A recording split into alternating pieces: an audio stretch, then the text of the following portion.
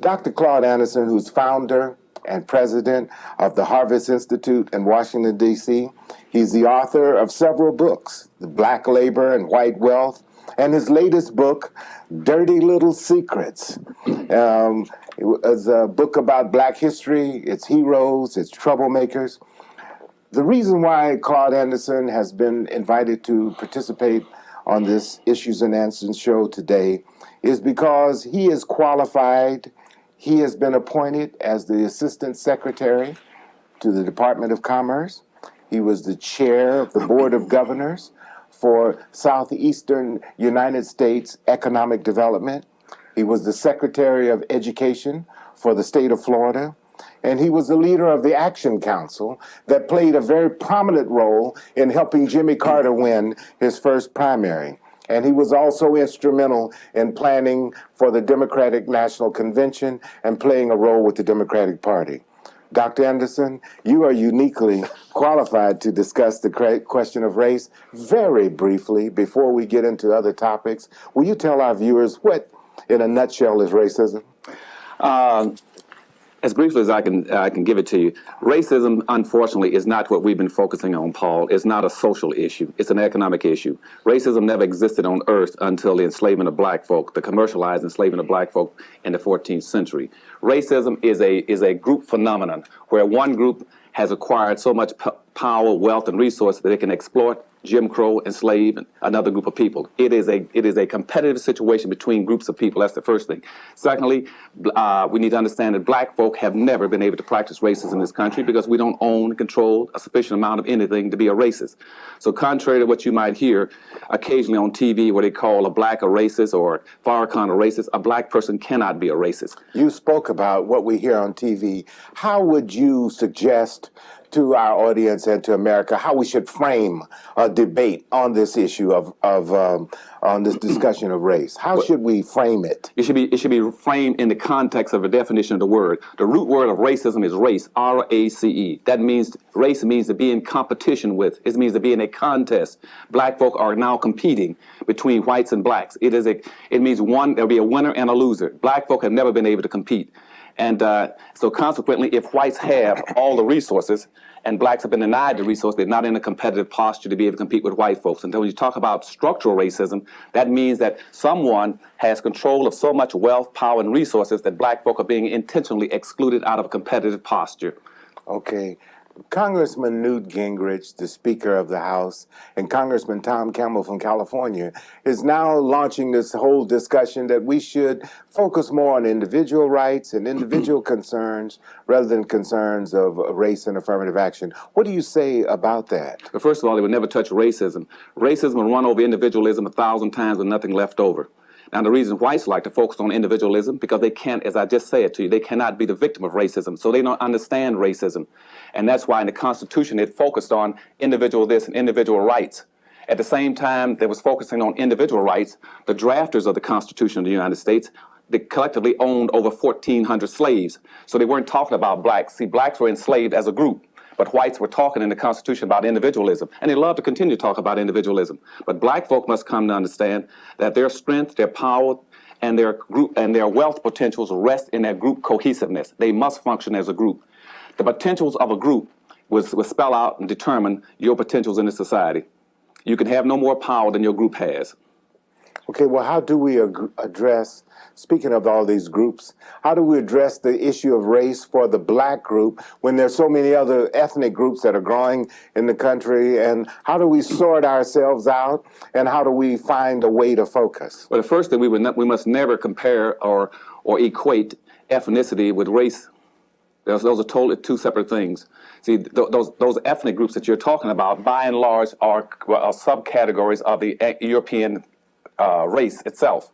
And so consequently, what we see as ethnicity, you'll find out that all those individuals can be French, German, Italians, Greeks, but they are still classified as whites in our society.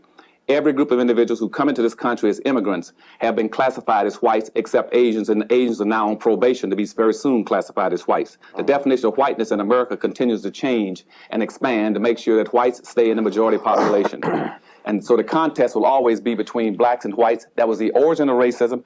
Racism never existed, as I said, until the 14th century, and it is a competitive situation between blacks and whites. What do you say to high school students in Oakland or around the country when they're trying to figure out how do they sort out blacks, Hispanics, Asians, Native Americans, and women in the discussion of the context of affirmative action? They must understand that that is a dilution process. See, no one, Paul, has ever enslaved and Jim Crowed women, Asians, Hispanics, handicapped, midgets, anyone else. It's the only people have been systematically and customarily excluded out of the economic system, the political system, and the education system has been black folk. So what you got going on in this country now is a conscientious, programmed effort to make sure that anything pertaining to black folk is watered down and diluted and equated out by including everyone else. There's a cardinal rule in social dynamics that says everything that pertains to everybody doesn't pertain to anybody. So what they want to try to do is to make sure that the dominant society feels no guilt and no responsibility for the conditions of black folk by equating it to all these other groups. Do you think that the dominant society should feel some guilt? Yes, most definitely they should feel And guilty. what about, I was riding on the BART train the other day, reading I think it was a Muslim newspaper, and the white man leaned over and said that slavery happened so long ago, and that he wasn't personally responsible, that maybe his great-great-great-grandfather might have participated in it. Why don't we just forget about it? Since he's not personally responsible, why are we holding him responsible? For a number of reasons. First of all, that's a very, very naive and unwitted position for him to take.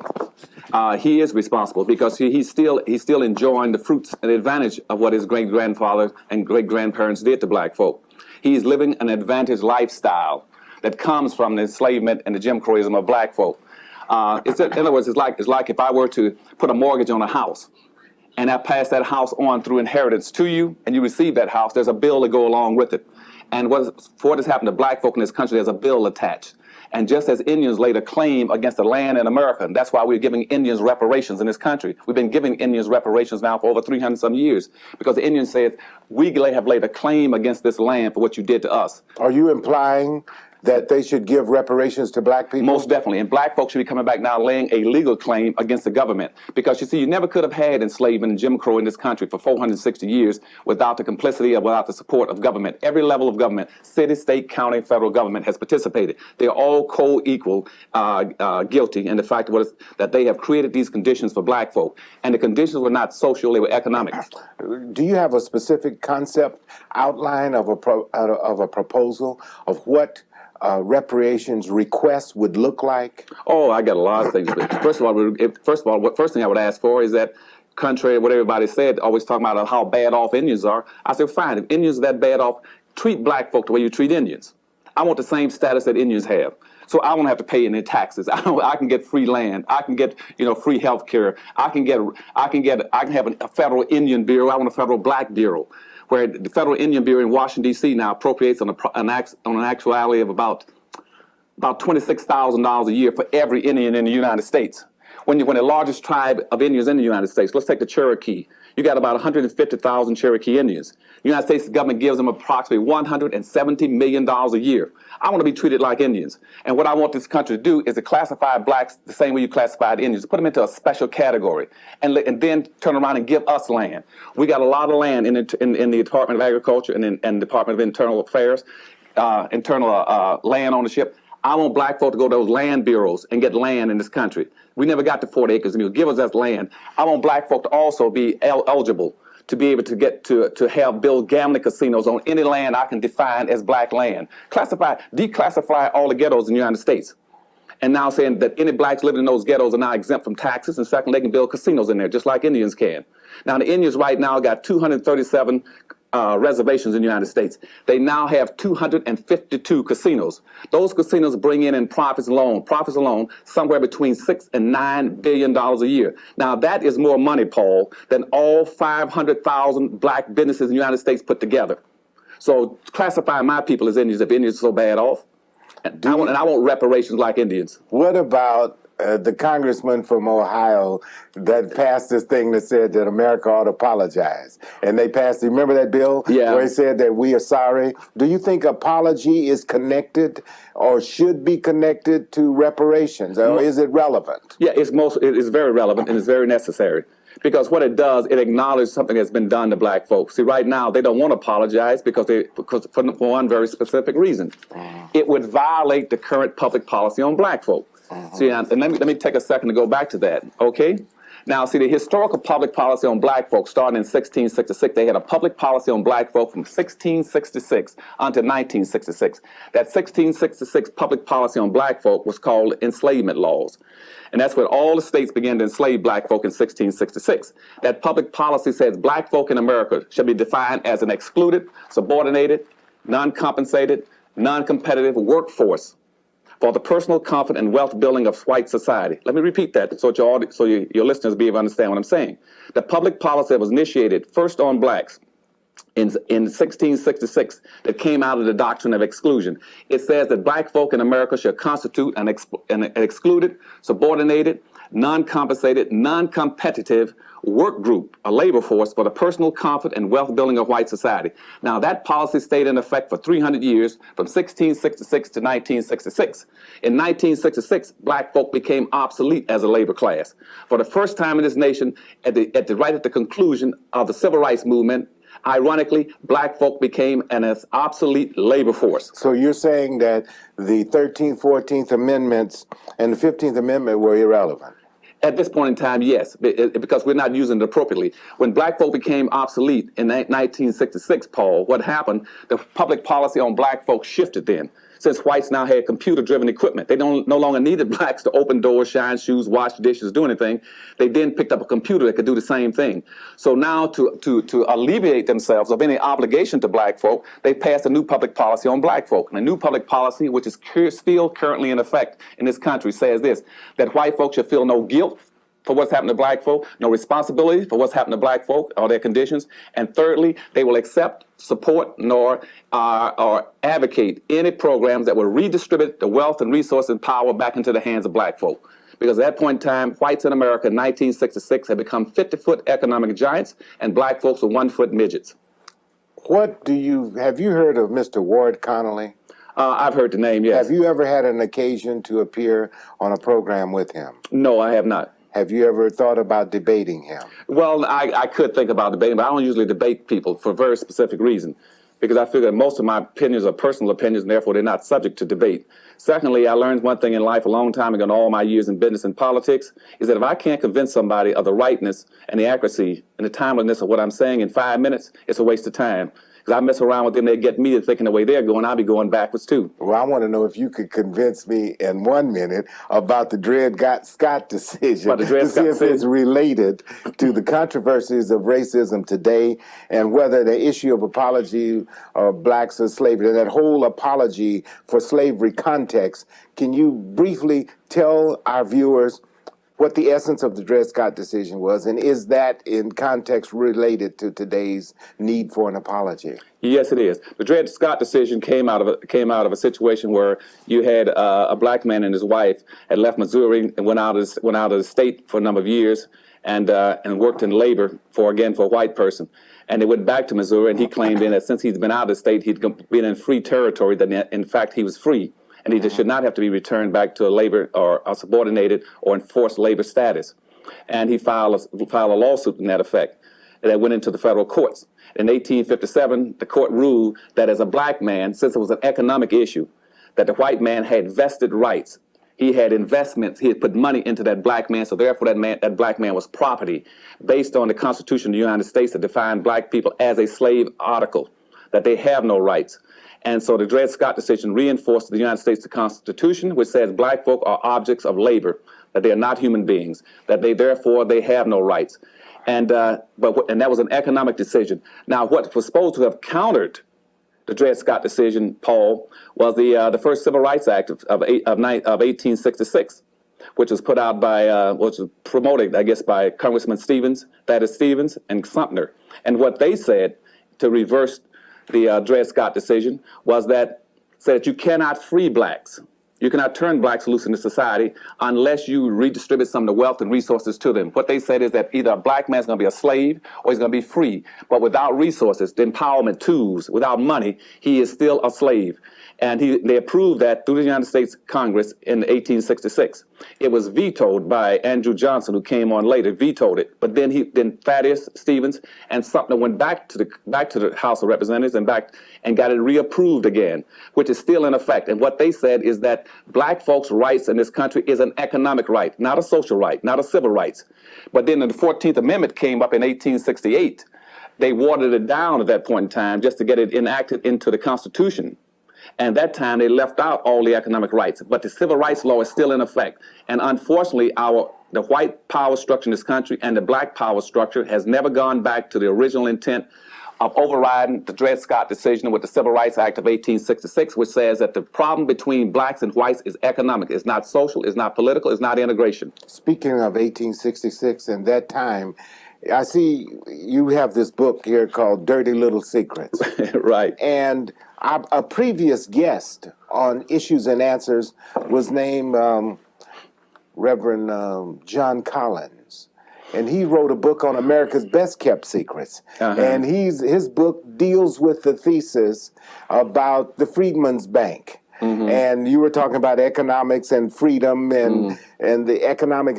Could you comment on the Freedmen's Bank, on how his thesis is that white Americans set up this Freedmen's Bank and propped up Douglas to take it over after it had failed. And in fact, even though it was a black bank, most of the loans went to white folk. Did you know anything about that historically? Well, what happened with if you go back to the whole Freedman Thrust and the Freedman Bureau came out of that 1866 first Civil Rights Act.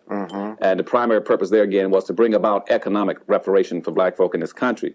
But what happened it only stayed in existence for about 6 years, functioned for about 6 years. So by the early 1870s, it was out of existence. But even in that whole thrust, what they did, they didn't focus on economics for black folk. What they focused on was just education, because the black codes went into effect, and the conservative whites in this country killed the 14th Amendment. They killed the Civil Rights Act and said that best we're going to give black folk is an educational opportunity. So they created these schools, these black schools across the country. But now, what Frederick Douglass got was an opportunity to do something in the banking industry, but he was one of the few that got a chance to do that. But that was sponsored and supported by white money, just like Howard University came out. See, Howard University came out at the same time. Howard University was not initially created for black folk. It was created for the white mulatto offsprings of white congressmen coming into Washington, D.C. That's why they were the only black school that was permitted to have a medical school and a law school. No other black school could have a medical school or law school, because I just told you in the national public policy was that black folk could never be competitive with white folk. You could not teach and train black kids to compete with white kids. Now, black schools were to teach black kids to be things like social workers, athletes, or band players, or teachers. So do you think that integration, this whole move towards integration, you were talking about this focus on education, is that a positive thing or is it a negative thing? And how do we deal with this notion of busing and people chasing people to the suburbs, looking for an opportunity to sit next to them to get educated? Well, see, to be perfectly honest, even though I got enough degrees in human behavior and dynamics and sociology, I don't even understand that thrust. Because, see, integration itself is countermanding any possibility of you ever acquiring power and wealth. You cannot empower yourself at the same time you integrate. Integration, Paul, means disintegration. It means reducing yourself to a micro-spec. Because in a society where the majority will win and rule and the minority will lose and suffer, why would anybody want to integrate? Integration is making black folk a guest. Integration means I will make you a guest. I will make you a guest in something that's owned and controlled by other people. I'll make you a guest in white suburbs, in white schools, in white businesses, in white organizations, in a white government. See, black folk can never acquire wealth and power as long as they're integrating.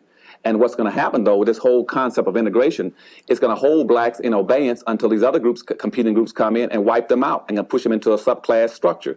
Now, you mentioned the busings, for instance. See, that's one of the dumbest things I've ever seen happen.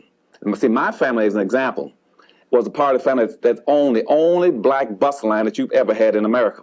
the only black chartered bus line you've ever had in America. And that was in Winston-Salem, North Carolina. That was a safe bus company. We didn't have just one bus, 3 buses, 5 buses, or 10 buses. We had over 500 buses. And our buses didn't just service the black neighborhoods. They serviced the black neighborhoods and the white neighborhoods, period. We put the white bus company out of business there. I mean, that was a Duke Power Company. Duke Power Company, named just like Duke University and Duke Electric Company. We put them out of business because we ran a very competitive bus line. Now, our bus line was vertically integrated for black folk, which gave us a power base, a wealth base, an employment base. We hired our own people. We bought our own buses, repaired our own buses, operated our own buses, had our own drivers, our own mechanics, and we serviced both neighborhoods. But what put us out of business was not our inability for us to compete. It was the fact that blacks decided to integrate down in Montgomery. And when Martin Luther King and Rosa Parks integrated the buses there, rather than going in and buying the bus line from the whites and taking it over and operating it under black control, they decided that it was much better in the context of integration, which was social. Let's just socialize with whites. If whites are sitting on the front of the bus and we're sitting on the back, let's move up front with them and let's integrate with them. Let's intermix and make it a social issue. And so black folk then moved from the back of the bus to the front of the bus. Like, who really cares? There is a growing number. But let me finish the point now. Now, here's what happened now. When that movement moved up to North Carolina and came to North Carolina, the blacks in North Carolina says, we also want to sit on the front of the bus. And in North Carolina, we said, but we don't have any white buses you can sit on the front of the white bus. They said, well, why don't you all get some white buses so we can sit on the front of them? So our bus company went out of business. So then they brought in white buses. Now whites run the bus line. And the same thing happened to our black cab companies and our black movie theaters and our black restaurants. Everything black went out of existence because black folks see integration as being a social issue and somehow they feel if they get closer to the white society, they're elevating their status, and they're not. They're disintegrating.